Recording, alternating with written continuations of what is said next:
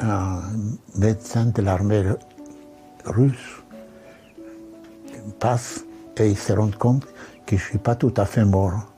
Et il s'acharne pour me rendre la vie. Mais une fois sorti de l'hôpital, je me suis retrouvé pendant 7 ans amnésique. Salut tout le monde! Aujourd'hui, je vais vous raconter l'incroyable parcours de Shelomo Selinger, un sculpteur et dessinateur franco-israélien né en 1928 en Pologne. Shelomo a grandi dans une famille juive traditionnelle. En 1942, il est déporté avec son père du ghetto de Krzanów au camp de Fallbrück en Allemagne. Son père est assassiné 3 mois plus tard et Shelomo se retrouve seul. Il survit à 9 camps de concentration différents, dont Gross-Rosen et Theresienstadt, et à 2 marches de la mort. En 1945, il est sauvé par un médecin militaire juif de l'armée soviétique à Theresienstadt alors qu'il était à peine vivant.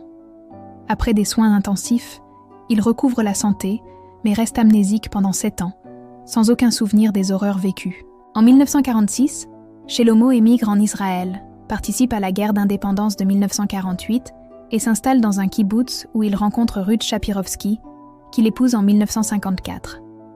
Il retrouve peu à peu sa mémoire et se tourne vers la sculpture, créant des œuvres qui célèbrent la vie et commémorent les victimes de l'Holocauste, notamment le monument aux déportés à Drancy. Shelomo a récemment fait don à l'UNESCO de 2 de ses dessins.